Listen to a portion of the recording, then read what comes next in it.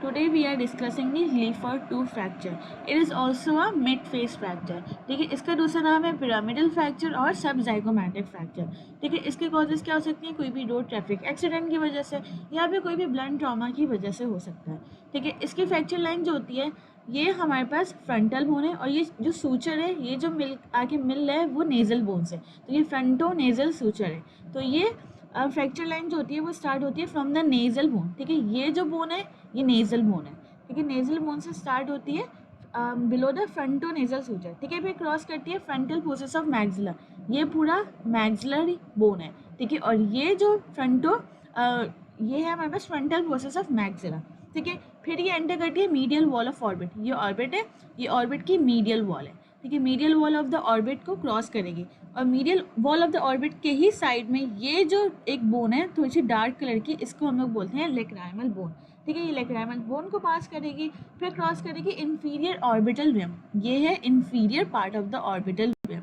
ठीक है, इसको क्रॉस करेगी, फिर ये नीचे जाएगी. यहाँ पे एक जो फोरामेन होता है इसको बोलते हैं इंफ्रा ऑर्बिटल फोरामेन. या फिर ये इंफ्रा ऑर्बिटल फोरामेन से जाएगी या फिर उसके मीडियली जा रही होगी. ठीक है, फिर रन करेगी बीनीथ दी जाइगोमैटिको मैक्सिलरी सूचर. ये जाइगोमैटिक बोन है. ठीक है, और ये मैक्सिलरी बोन था तो ये जाइगोमैटिको मैक्सिलरी सूचर है. ठीक है, इसके नीचे से एक्सटेंड करेगी. ठीक है, और यहाँ पे हमारे पास होता है ये नेजल अपर्चर है. अपर्चर के साथ होता है मैक्सिलरी साइनस. ठीक है, फिर ये क्रॉसेस करेगी anterolateral wall of the maxillary sinus. यहाँ मैक्सिलरी साइनस है, इसका एंटेरोलैटरल वॉल को क्रॉस करेगी. ठीक है, और ये जाइगोमैटिक बोन से बीनीथ है. ये जाइगोमैटिक बोन थी. ठीक है, इसके नीचे है, इसलिए इसको हम लोग सब जाइगोमैटिक फ्रैक्चर भी बोलते हैं. ठीक है, फिर ये रन करेगी हॉरिजॉन्टली. इस सेकंड पिक्चर में देखें हॉरिजॉन्टली रन करेगी.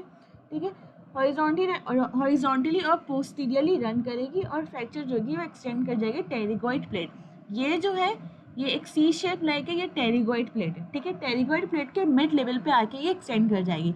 ठीक है, ये इंपॉर्टेंट चीज़ है कि ये टेरिगोइड प्लेट पे मिड लेवल तक एक्सटेंड करेगी. जो लीफर्ट 1 था वो कहाँ पे करी थी? वो बीनीथ 1/3 पे एक्सटेंड करी थी. ये मिडिल लेवल पे एक्सटेंड करेगी. ठीक है, फिर यहाँ पे आके ख़त्म हो जाएगी. इसलिए अगर ये बायलैटरल होगी तो ये यहाँ पे एक पिरामिडल शेप बनाती है, इसलिए इसको हम लोग बोलते हैं पिरामिडल फ्रैक्चर.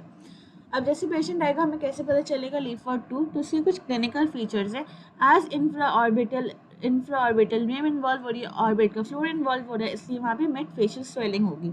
सूडो टेलीकेंथस होगा क्योंकि नेजल ब्रिज इन्वॉल्व हो रही है. जब नेजल ब्रिज इन्वॉल्व होगी तो वहाँ पे स्वेलिंग होगी, तो ऐसा लगेगा ये दोनों आइज का डिस्टेंस बढ़ा हुआ है. ठीक है, रकून आइज होंगी क्योंकि इंफ्रा ऑर्बिटल में स्वेलिंग आ जाएगी, वो फ्रैक्चर हो रहा है. ठीक है, तो रकून आइज होंगी. पेरी ऑर्बिटल एडेमा हो जाएगा, यहाँ पे पेरी ऑर्बिटल एक्मोसिस हो जाएगी. ठीक है, नमनेस होगी मिड फेस की, अपर लिप्स की, पैरेसीसिया ऑफ चीक होगी. क्यों? क्योंकि अगर इंफ्रा ऑर्बिटल फोरामेन को इन्वॉल्व करेगी तो इंफ्रा ऑर्बिटल नर्व्स इन्वॉल्व होंगी तो इंफ्रा ऑर्बिटल इंजरी होगी, तो ये नमनेस कॉज कर देगी. ठीक है, स्टेप डिफॉर्मिटी होगी at the infra orbital rim. जब हम लोग इसको पैल्पेट करेंगे हमें ऐसा लगेगा स्टेप डिफॉर्मिटी है. ठीक है, जब हम लोग मोबिलिटी चेक करेंगे यहाँ पे हाथ रख के तो हमें ऐसा लगेगा ये हिल है उसका जॉ, तो मोबिलिटी होगी अपर जॉ और नोज की. CSF राइनोडिया होगा अगर फ्रैक्चर लाइन स्कल बेस तक इन्वॉल्व हो जाएगी. ठीक है, एपिस्टेक्सिस होगी, डिप्लोपिया होगा और इनोप्थेल्मस होगी. डिप्लोपिया इसलिए होगा क्योंकि ऑर्बिटल फ्लोर की इन्वॉल्वमेंट हो रही है जिसकी वजह से आइज की डिस्प्लेसमेंट हो जाती है, तो वहाँ पे डिप्लोपिया होगा और इनोप्थेल्मस होगा. ठीक है, अब पेशेंट आएगा उसको डायग्नोसिस एक तो क्लिनिकली करेंगे. ठीक है, दूसरा हम लोग एक्सरे करवाते हैं. एक्सरे जो होता है वो होता है CT स्कैन करवाएंगे जो कि एक्सियल और क्रोनल व्यू होता है करवाएंगे, और वाटर्स व्यू करवाएंगे. वाटर्स व्यू में हमें पता चलेगा साइनस की ओपेसिटी और फ्रैक्चर लाइन. ठीक है, अब ट्रीटमेंट ऑप्शंस है. ट्रीटमेंट ऑप्शंस क्या होते हैं?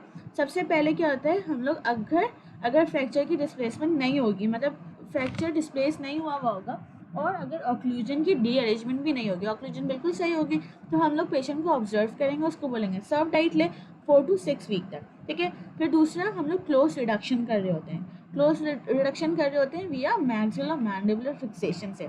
ठीक है, और जो थर्ड जो है वो हम लोग मोस्ट कॉमनली यूज़ कर रहे होते हैं वो ORIF, जो कि होता है open reduction and internal fixation.